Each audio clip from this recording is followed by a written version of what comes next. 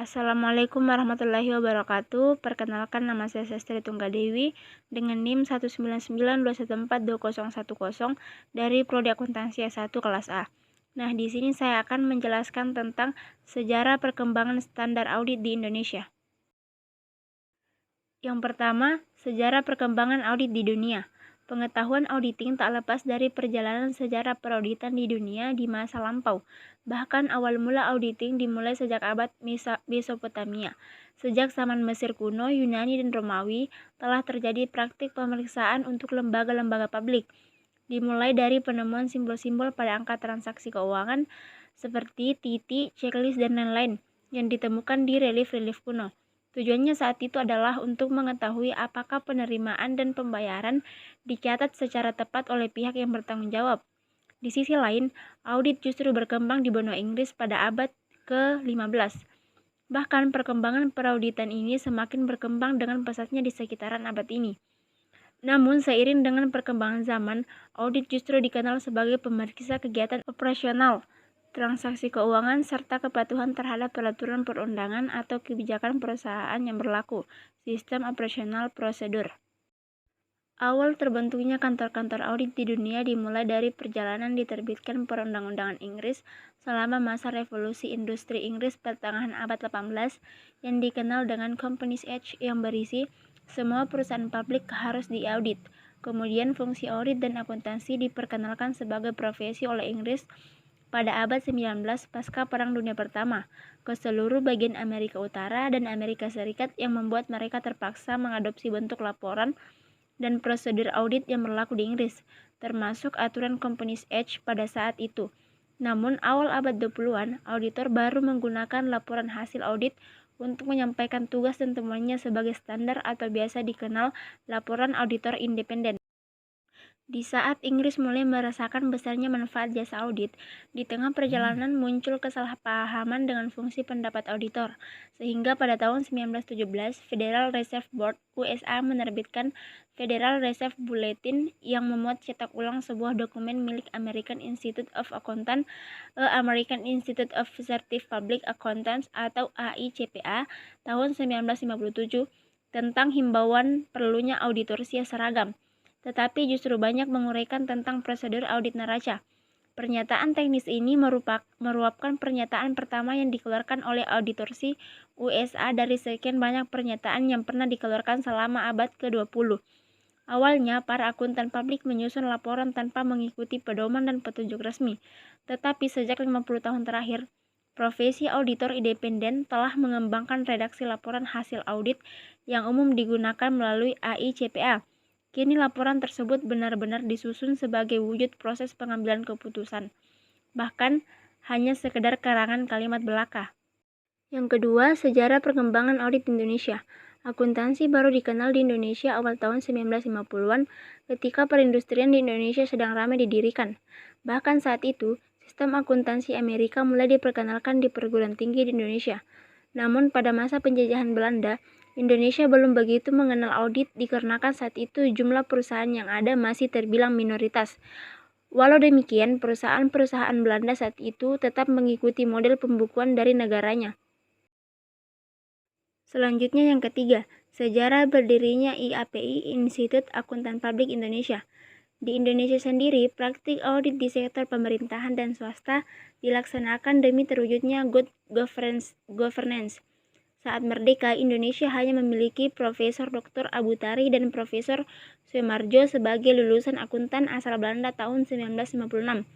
Beliau bersama Basuki Sidarta, Hendra Darmawan, Tangtonjo, dan Go Tisim mendirikan perkumpulan akuntan untuk NKRI bernama IAI, Ikatan Akuntan Indonesia.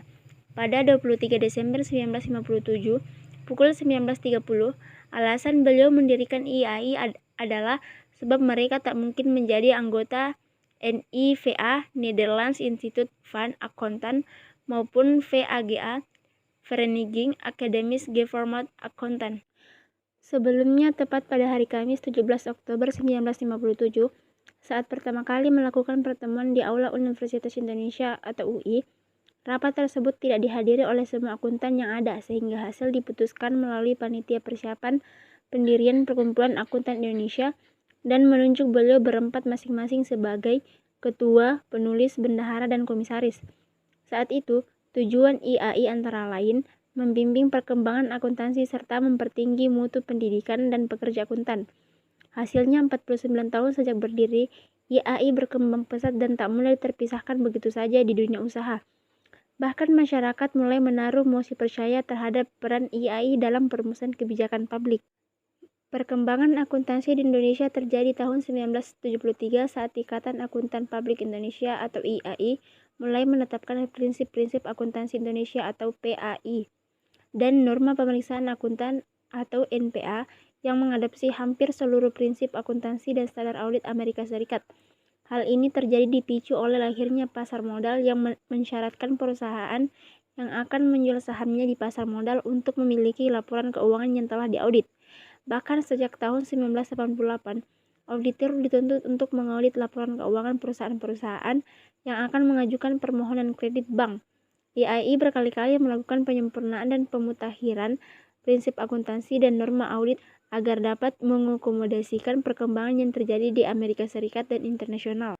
Kemudian tahun 1995 lahirlah Undang-Undang Pasar Modal dan Undang-Undang Perseroan Terbatas yang mewajibkan PT menyusun laporan keuangan dan diaudit oleh auditor atau akuntan publik selama perusahaan telah go public.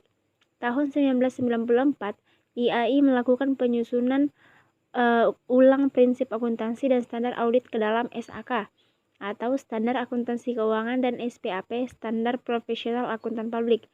Kemudian seiring berjalannya waktu, Dewan Standar Akuntansi dalam tubuh IAI menerbitkan PSAK, Pernyataan Standar Akuntansi Keuangan, sebanyak 56 buah. IAPI atau Ikatan Akuntan Publik Indonesia mempunyai latar belakang sejarah sejak dimulainya IAI tahun 1957. Perkembangan profesi dan organisasi akuntan publik di Indonesia tak dapat dipisahkan dari perkembangan perekonomian, dunia usaha dan investasi asing maupun domestik, pasar modal serta pengaruh global. Pada masa Orde Baru banyak terjadi perubahan ekonomi NKRI, seperti terbitnya UUU PMA atau Undang-Undang Penanam Modal Asing, UUU PMDN atau penanaman modal dalam negeri, serta mulai ramai berdirinya pasar modal dan kantor akuntan. Hal ini berdampak pada meledaknya kebutuhan akan profesi akuntan publik. 30 tahun setelah berdirinya IAI atas gagasan Dr. Theodorus M. Tuanakota tepat pada 7 April 1977, IAI membentuk Seksi Akuntan Publik atau SAP sebagai wadah para akuntan publik melaksanakan program pengembangan akuntan publik di NKRI. Namun setelah 50 tahun sejak berdirinya IAI tepat pada 24 Mei 2007, berdirilah IAPI, Institut Akuntan Publik Indonesia, sebagai organisasi akuntan publik yang independen dan mandiri dengan berbadan hukum yang diputuskan melalui rapat umum anggota luar biasa IAI Kompartemen Akuntan Publik dan menunjuk Dr. Ahmadani Hadibroto sebagai Ketua Dewan Pengurus Nasional IAI.